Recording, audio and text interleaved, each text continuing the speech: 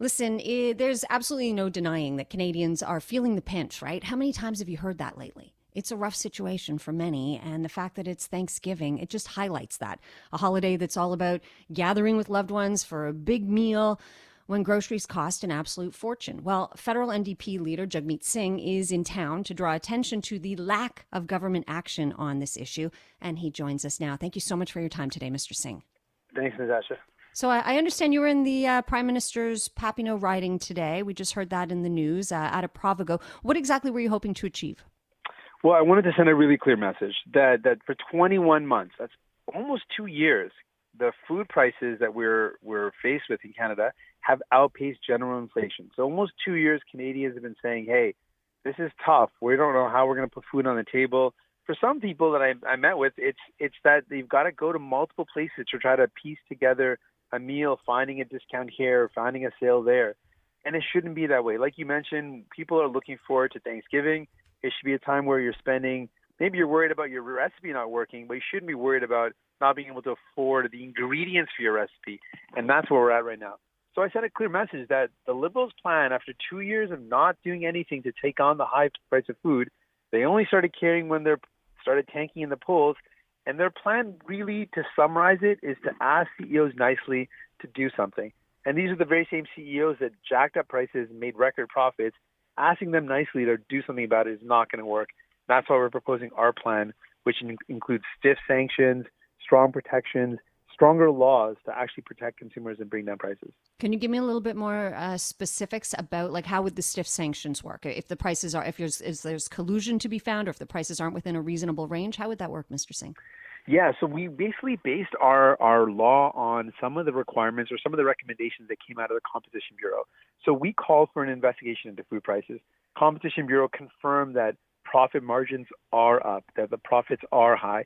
And they also concluded that one of the problems is competition and a lack of laws that give the Competition Bureau the power to be able to go after some of the inappropriate activities. So some concrete examples. We've included measures in the new law that would strengthen the Competition Bureau's powers so they could actually investigate and stop price fixing, like we saw with the bread price fixing in 2018, where large bread producers and large grocery stores colluded together to jack up the price of bread. This isn't a theory. This is actually what they did. And when they were found to have done it, there were no real sanctions. And in the States, when this happened, similar country, like another G7 nation, the CEO responsible for fixing the price of food went to jail. That's the level of how strict the sanctions are, and that ensures that it doesn't happen. So stricter sanctions and penalties if there's any abuse. There's also abuse of dominant market share. Because in Canada, it's really three large grocery store companies that run the majority of grocery stores you go to. They abuse their dominant market share. One practice, for example, that came out of Halifax was that a Dollarama store that sells cheaper goods, sells cheaper bread, can't sell that bread if they're located nearby a Sobeys, another large corporate grocery store. So consumers are missing out on better prices because of this, what we would call anti-competitive behavior where the large players abusing their dominant market share. So Okay. these are some of the things that we would do away with our bill. Okay. I'm wondering about what kind of happy medium we could find here. I mean, because we know with the bread collusion, the price fixing, they just paid the fine and carried on, right? But then when you talk about jail time, I think that's a little bit too extreme. So what would sort of a happy medium be in there? Well, I think it's worth jail time. Like, these are Really? companies that are literally ripping off Canadians. They're purposely colluding to increase the price of bread. And what that means is, if you think about that in terms of a penalty, we have people that are hungry and they shoplift and they end up going to jail. We're talking about rich CEOs Oh, good that point. knowingly are basically making it hard for people to afford food. By jacking up the price of bread, that meant that there were families that probably went hungry. So to make thousands, if not millions of people struggle with the cost of buying something that they need, and the penalty is a minor fine, which does really nothing, doesn't really stop them from doing it in the future, versus something as serious as jail time if you're going to make it so that people end up going hungry.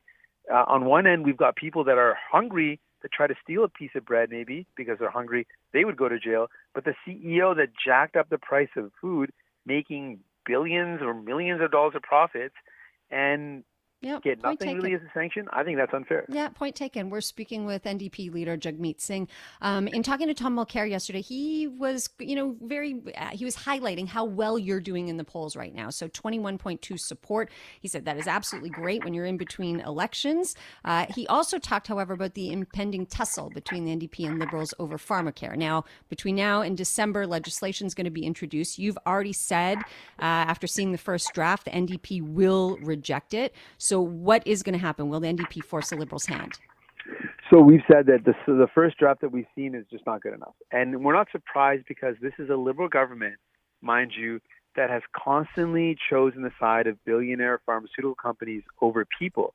And to give you a concrete example, the board that is entrusted with the responsibility of setting our medication prices asked to put in place a number of changes, simple changes that would bring down the cost of medication significantly for Canadians. And instead of accepting these changes, the government basically delayed so much that there were significant resignations of that board. The board members resigned from their position to say, this government is blocking our attempts to bring down the price of groceries or price of medication in this case. Mm-hmm. So they're choosing to side with big pharmaceuticals over people. And that's what this bill does. This bill, again, is siding with big pharmaceutical companies instead of siding with Canadians who want their prices to be lowered. So far, the bill is not something we can support.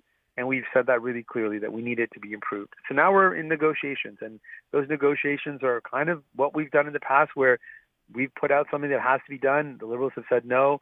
We keep on pushing pressure, and then we get the results. So right now we're in those negotiations, and we remain confident we can get some changes done. But as it stands, it's not good enough. This is a Liberal government supporting the pharmaceutical industry, not supporting people. So we can't support it as it stands. Okay, and then what about specifically in Quebec? Because we've already got a pretty good thing going here with pharmacare and daycare. Do we just get cut a check? Well, so with the pharmacare program, Quebec has definitely been ahead of the curve. Having the public-private mix, it gives people a chance to get coverage if they can't afford it. But what we also found, while Quebec was very ahead of its time, the program in Quebec is one of the most costly. It's a very expensive and not a very efficient way to deliver pharmacare. So the government's commission has said the best way for us to deliver the most effective and affordable pharmacare for everybody, which would mean that people wouldn't have to worry about the cost of medication, it would be included in our healthcare system, is to use the combined buying power of all the provinces and territories and the federal government together to purchase medication. So that's what the unions in Quebec, the FTQ, has called for this as well. That's what we like to see happen. That's going to take working together, negotiating, getting all the provinces on side. But we want to set up the framework, and this legislation is the legal framework to get that ball rolling.